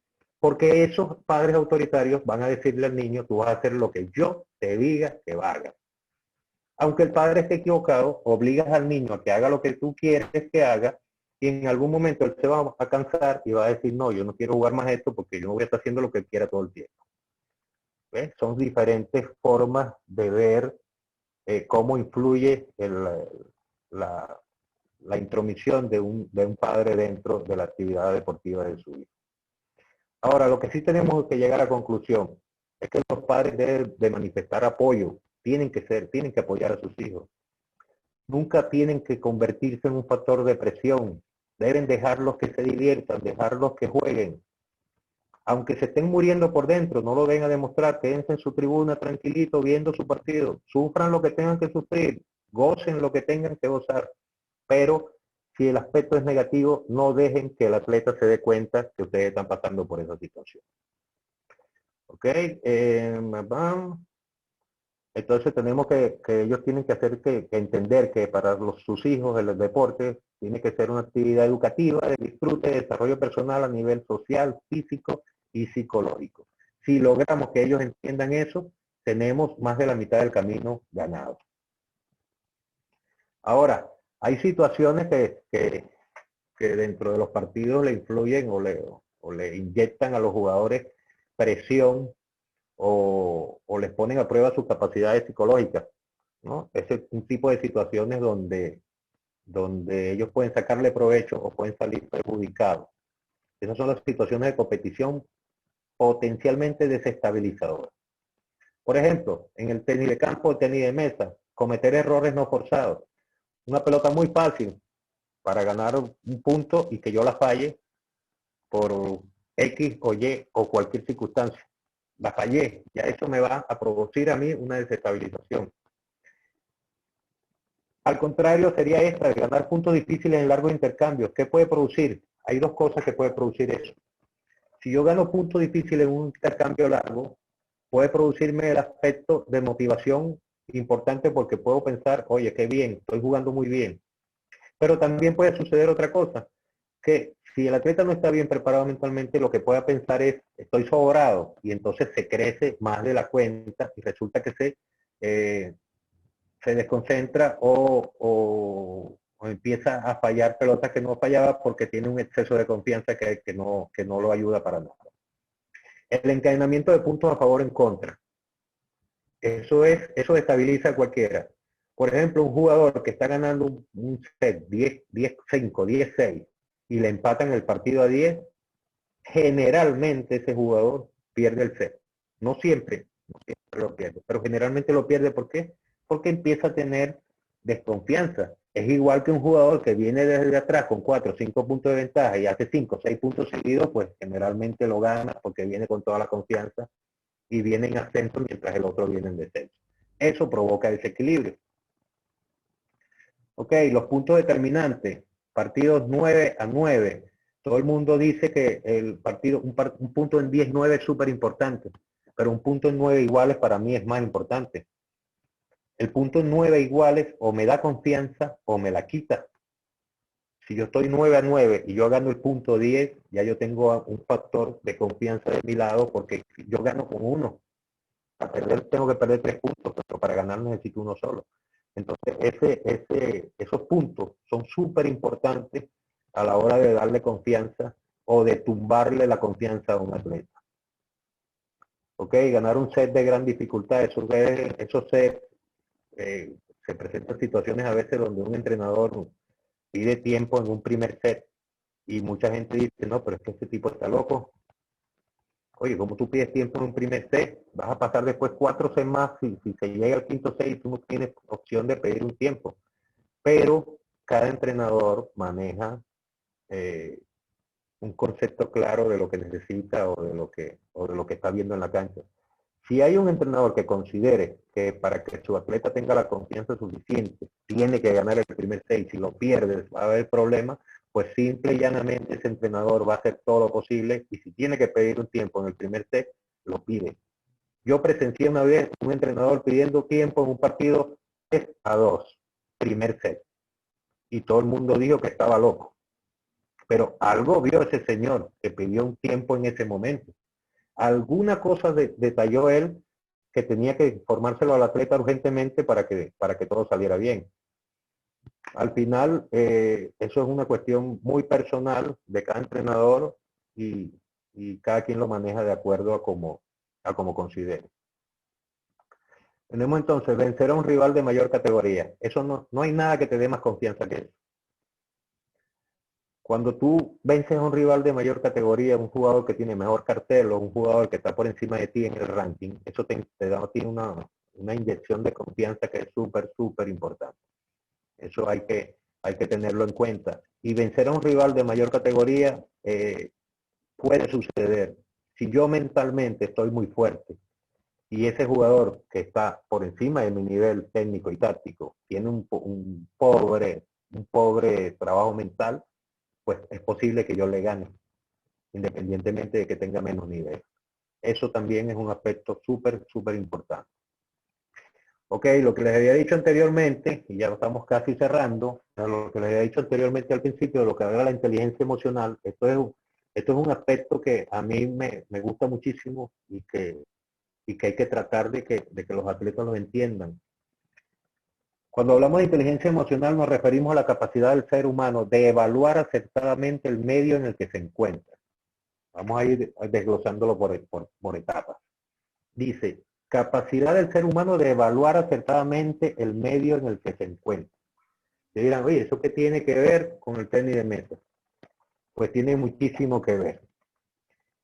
Evaluar acertadamente el medio en que me encuentro quiere decir conocer mis fortalezas, conocer mis debilidades, conocer las fortalezas y debilidades de mi oponente, conocer qué le afecta a él, conocer qué me afecta a mí y tratar de evitar que suceda lo que me afecta. Todo eso entra dentro de cómo evalúo el medio donde estoy.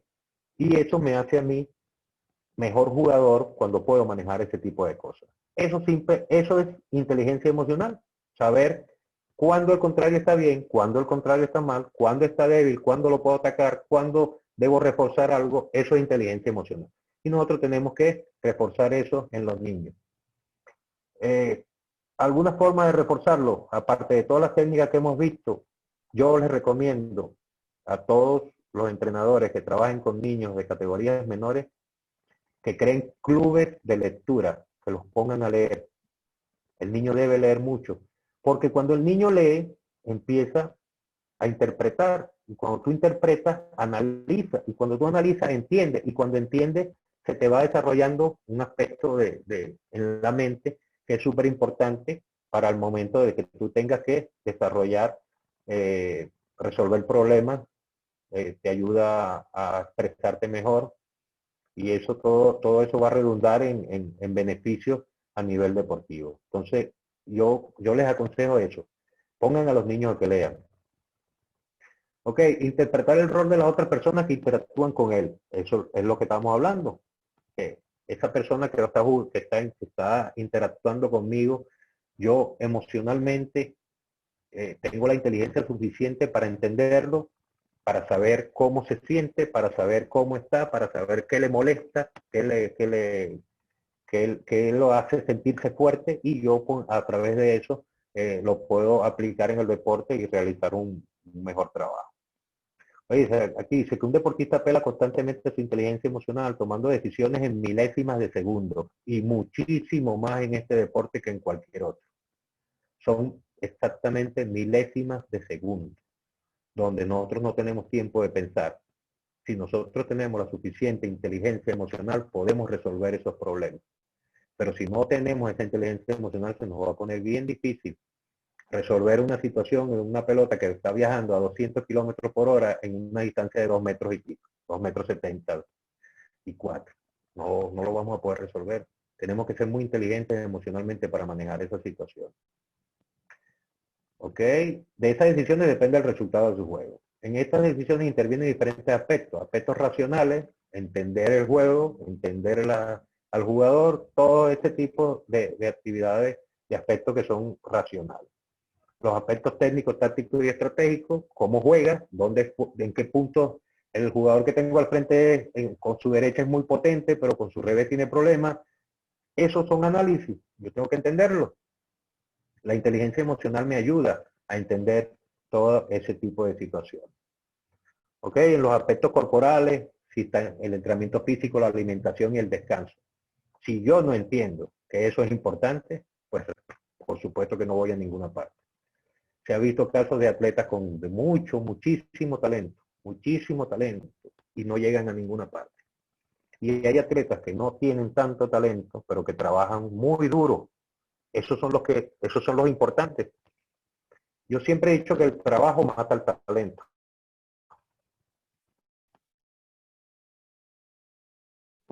Mientras que el que no tiene mucho talento y trabaja fuerte, ese es el que va a llegar a algún sitio. Entonces, en algunos casos, aunque suene duro, nos toca dejar de lado a esos talentosos porque sencillamente no quieren o no tienen la capacidad de sacrificio para lograr objetivos, y tenemos que dedicarnos un poco más a estas personas que, aunque no tienen tanto talento, son muy trabajadoras y son los que de verdad se esfuerzan para lograr los objetivos que se plantean. Ok, tenemos los aspectos emocionales, orientación al logro, ya lo hablamos, competitividad, autovaloración, trabajo en equipo, liderazgo, motivación, presiones y control de emociones. Todos esos puntos ya los hemos tocado anteriormente. Ahora, lo que quería hablarles un poco referente a esto, lo que es el deporte paralímpico. Si hay algunas personas, algún atleta en el mundo para el que el deporte significa una forma de vida, o un rescate de vida, o un sentido de vida, es el deporte paralímpico. Por eso les invito a que ustedes, cuando tengan la posibilidad, vean esto es una película que estrenó Netflix hace 3 días. Hace 3 días fue estrenada. Yo la vi y les aseguro que muchos hasta van a llorar cuando la vean. Pero el aspecto psicológico es tan importante y van a ver un reflejo en esta película, que más que una película es un documental, pero van a ver la importancia del trabajo psicológico y de lo que estos atletas lograron en su vida, con sus historias personales, de todo lo que tuvieron que pasar, las cosas que vivieron y que sufrieron para llegar a una meta que era estar en unos Juegos Olímpicos, ser medallista olímpico. Las cosas que superaron, es impresionante. Yo les recomiendo de verdad que en la medida de lo posible vean esta película para que entiendan un poco cómo la psicología deportiva ayuda a una persona que aparentemente no puede hacer muchas cosas a lograr cosas que nadie se podía imaginar. Y se van a dar cuenta si la llegan a ver. Ok, para finalizarles acá, hay un personaje, uno de los mejores psicólogos deportivos del mundo, el español, que se llama Pep Mari, que dijo esta frase y a mí me pareció muy útil para el trabajo que pensamos hacer nosotros. Aquí dice, y quizás hasta pegarla en un sitio, en nuestro sitio de entrenamiento sería hasta muy bueno. Dice que para ser uno más, no hace falta psicología, para ser cualquiera, psicología deportiva. Para ser uno de los mejores, deberíamos planteárnoslo, pero para ser el mejor es muy necesario. Yo diría que es indispensable. Y con esto les dejo esta imagen para que ustedes vean las caras de los niños, que es lo expresivo, la expresión, lo que ustedes, la satisfacción que ustedes como entrenadores van a sentir en su momento cuando vean esas caras, esa sonrisa, esa inocencia de esos niños, es la principal recompensa que nosotros como entrenadores podemos recibir. Muchas gracias, y si hay alguna pregunta, bueno, estamos a la orden. Gary. Gracias, Pedro. Muchas gracias a ti. Vamos a establecer el orden de la pregunta. Vamos a hacer 5 preguntas. Así lo hacemos siempre, Pedro. Y las demás preguntas o dudas las compartimos por un grupo. Tengo a Juan con la mano levantada. Después a Jenny Rosario.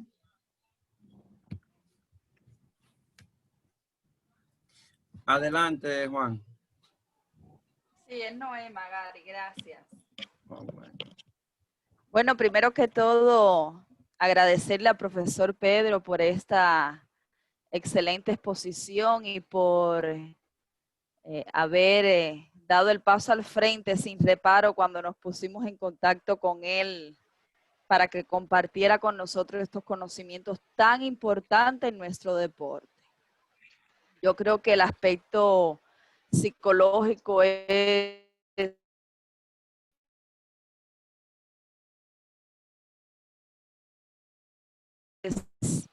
indispensable desde el punto de vista profesional y de su experiencia personal, porque tuvo hijos que practicaron tenis de mesa. ¿Hasta qué punto puede ser positivo o negativo que los padres entrenen a sus propios hijos? Y de ser positivo, ¿hasta qué edad usted entiende que eso podría ser provechoso en el caso de que lo sea? Mira, eso es un tema bastante complejo, ¿no, Emma? Pero déjame decirte algo. Yo creo que cualquier padre y cualquier madre puede llegar a ser entrenador de su hijo, solo que va a requerir de una alta comprensión emocional en que pueda diferenciar el aspecto emocional con el aspecto deportivo. Porque el problema de los padres entrenadores es que siempre van a tener incluido dentro de su trabajo la emoción. Otro aspecto negativo que yo diría que es negativo es que siempre el entrenador padre, como tiene un grupo de niños con los que trabaja, va a tener que exigirle más a su hijo, porque si no va a venir la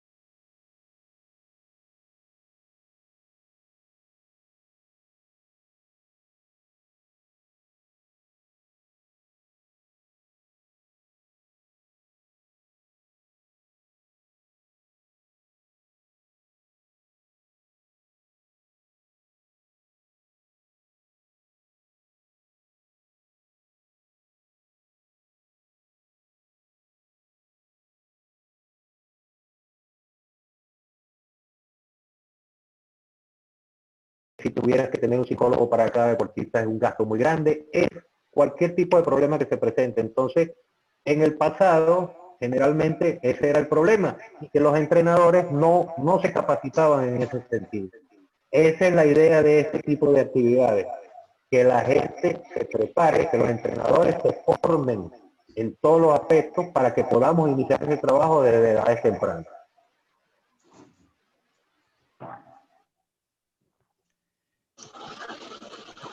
¿Entendiste, Arimendi? Okay, gracias. Sí, comprendí, sí. Gracias. ¿Ve? Ok. Algeni, ¿vas a preguntar? Sí, buenas noches, profesor Pedro, ¿me escucha? Sí, cómo no. Ok, buenas noches. Me gustó la palabra que usted dijo ahorita, sobre que todos los educadores tenemos que tener el rol de psicólogos, ya que nosotros somos los que en las escuelas que trabajamos, los niños se nos acercan más a nosotros que a los demás maestros de código de aula, como matemáticas, naturales, maestros de aula.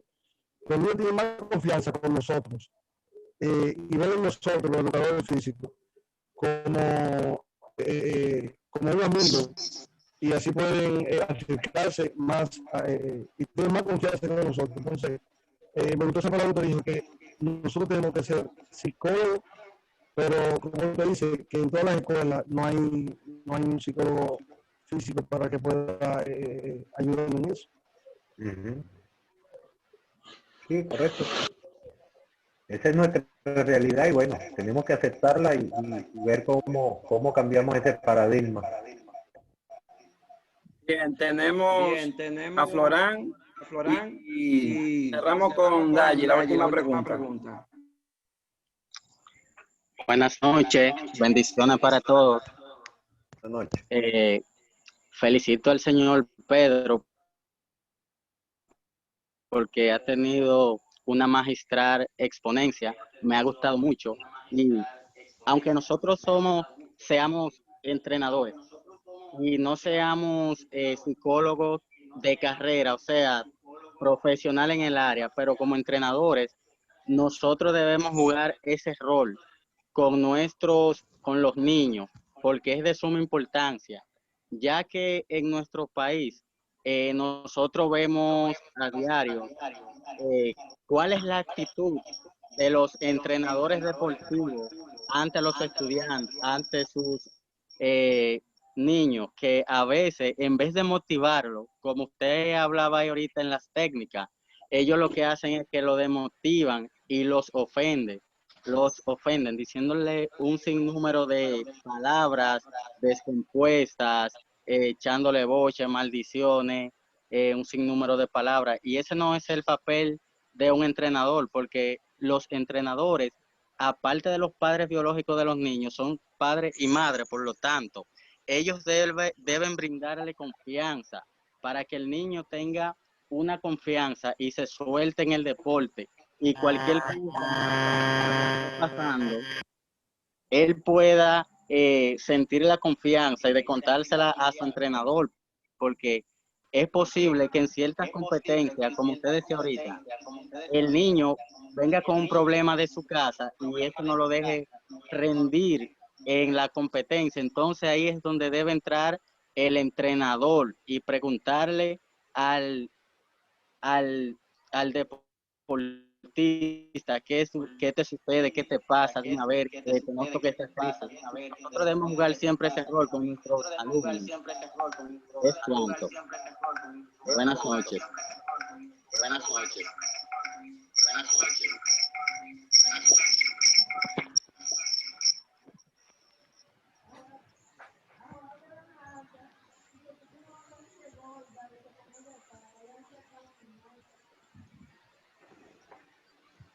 Dayi. Sí, buenas noches, ¿me escuchan? Sí. Muy bien.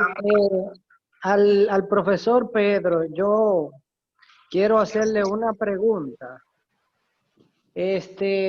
Realmente en tenis de mesa, yo creo que, no sé si a mí, pero yo sé que hay varias personas que le ha pasado que cuando uno pierde, como que uno tiene esa frustración. Yo recuerdo cuando yo empecé a jugar con mi papá y yo perdía de él y yo me ponía a llorar, o sea, a llorar, pero a llorar fuerte. Y viéndolo, los estudiantes de nosotros tienen esa misma reacción, o sea, cuando ellos pierden, en tenis de mesa, como cuando uno pierde, ¿cómo usted cree que nosotros podemos aportarle a ellos, a los niños, de que cuando ellos pierdan, no quieran estrellar la raqueta, echar maldiciones? ¿Cómo nosotros podemos trabajarle emocionalmente a los niños en esa parte?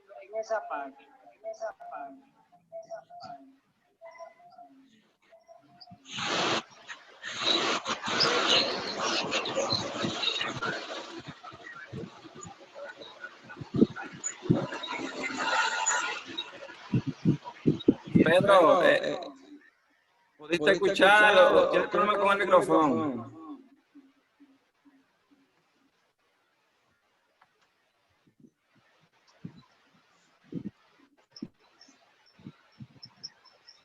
Ok. ¿Me oye, Gary? Ok. ¿Aló? Sí, adelante. Gary. Sí. Gary, ¿me oye, Gary? Te estoy escuchando, Pedro. ¿Sí me escuchas? Sí, te escucho. Ok. Ah, no, a referencia a lo que pasa es que se me acabó la batería de los audífonos. Estoy conectado ahora por el teléfono. Sí, lo que estaba diciendo el amigo de ahora, para eso mismo es el trabajo psicológico. Hay atletas que no soportan la presión y que no soportan el perder un partido, entonces se debe trabajar mucho con ellos en ese aspecto de que entiendan que el juego es para ganar o perder. En el caso de algunos niños que lloran mucho, que se tiran al piso, que se molestan, una de las formas de hacer que ellos entiendan es tratar de que se den cuenta de que cuando pierde se aprende más que cuando gana. ¿Ya? Cuando tú ganas no aprendes mucho, pero cada vez que pierdes un partido, y sobre todo en esas etapas de formación, vas a ir desarrollando un sentido de superación. Si logramos que el niño entienda eso, vamos a estar de una manera reforzando aspectos positivos. Si no lo logramos, que lo entienda, entonces se van a reforzar los aspectos negativos. Entonces, lo primordial es lograr que él entienda que se gana y se pierde. Eso es algo normal y completamente normal, se dice, para cualquier atleta dentro de cualquier deporte.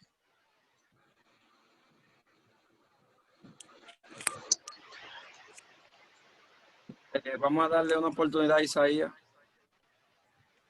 ¿Ya, Gary? Sí, te escuchamos, Pedro. Sí, bueno, esa era la respuesta para el amigo ahí. Profe, mi pregunta es, a veces aparecen niños que son buenos en el deporte, pero traen mala conducta de su familia. ¿Cómo lo podemos trabajar a esos niños? Ya va, no te entendí bien. ¿Qué pasó con la familia? Que hay niños que son buenos en el deporte. Se desarrollan bien en el deporte de tenis de mesa, pero traen alguna mala conducta de su familia. ¿Cómo podemos resolver eso? Oye, ese es un caso muy, muy, muy complejo. Es bien difícil porque aunque su familia haya mal comportamiento y lo esté afectando a él va a seguir interactuando con su familia. Si tú logras que él internamente relacione lo que está bien y lo que está mal, que es lo más que tú puedes hacer en ese caso, si tú logras que él lo entienda y que él asocie las cosas positivas le van a ser beneficiosas y las cosas negativas le van a hacer daño, si tú logras eso vas a lograr que el niño se acople más a la parte positiva. Pero es bastante complejo porque siempre va a estar dentro de ese entorno que no lo ayuda para nada. No, mi recomendación es trabajar mucho los valores y conversar mucho. Esos son atletas que hay que tratar de una manera diferente y ponerle muchísima atención y mucho énfasis en el trabajo que se realice con ellos. Profe, gracias, profe, y gracias, Gary, por la oportunidad. Pues nada, señores, hoy nuestro último día, lo que ha sido esta parte teórica. Quiero agradecer a todos los exponentes, a Joenny Valdés, a Noema, a Víctor, a Pedro, de verdad, muchísimas gracias. También quiero agradecer a Giovanni Luceta, que se integró a ayudar en la parte técnica. Algunos presidentes de asociaciones que han estado dando apoyo, como Eduardo Rincón, Dayi Chiguetón, a Miki, así como otras personas que han hecho mucho esfuerzo por apoyar, como Gelo, Eric, Ismael, Abel de San Juan. De verdad que muchas gracias. En lo adelante, mañana mismo, les voy a enviar por correo cómo serán distribuidos los grupos para las evaluaciones, por lo que aprovechen este fin de semana para estudiar. Vamos a interactuar por el grupo. Cualquier duda, ustedes tienen los contactos de los profesores. Recuerden que las partes que se van a evaluar son solamente la parte de la profesora Joenny, Noema y Víctor. Y creo que partiendo de ahí ya, ustedes, no sé si, bueno, sí, se la he compartido por el grupo, la diapositiva. Si entienden que le hace falta algo, pueden escribir. Y de verdad que muchísimas gracias. Creo que estos 5 días todos hemos aprendido un poco. Y reiterarle el agradecimiento por parte de la Federación Dominicana del Tenis de Mesa. Pasen un feliz resto del día, tengan buenas noches. Y si alguien entiende que quiere seguir debatiendo algún tema, le puedo dejar Gary, como he hecho hasta el momento. Gary, Sí, Ismael. queremos agradecer de parte de los maestros de educación física a la Federación Dominicana de Tenis de Mesa por dar nuestra oportunidad de poder compartir con ustedes en este diplomado de iniciación básica de entrenadores de tenis de mesa. Así que agradecemos a todos los expositores que lo hicieron muy bien. Esperamos que Todopoderoso siga diciendo esta federación que está en Martínez. Estamos agradecidos. Bendiciones. Bueno, Gary, muchas gracias. Y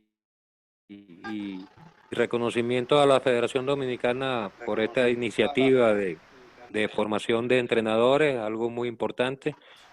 Bueno, y saludos a todos. Se les recuerda mucho y espero algún día regresar para tierras dominicanas y compartir con ustedes. Muchas gracias, Gary. Hasta luego. Gracias a ti, amigo. Bendiciones.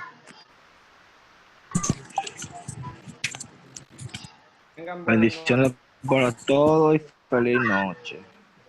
Ha sido de mucho interés para todos nosotros, principalmente aquí en Moca, los que están participando en él. Y queremos agradecerle a la parte técnica que ha estado trabajando en esta parte, la cual ha sido una experiencia fenomenal.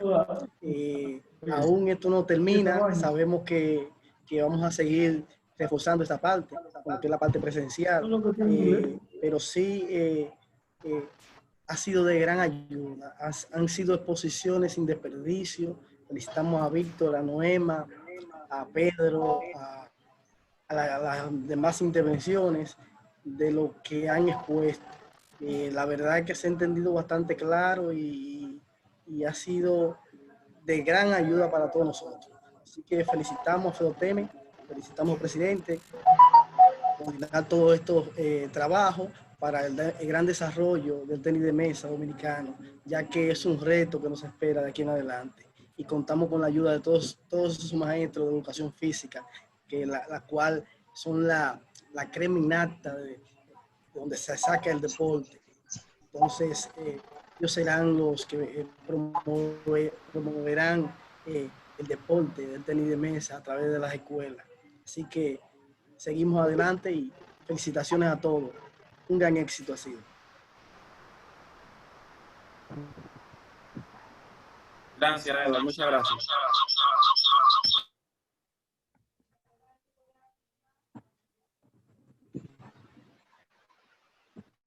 ¿Alguien más desea decir algo? Yo, Gary Santos.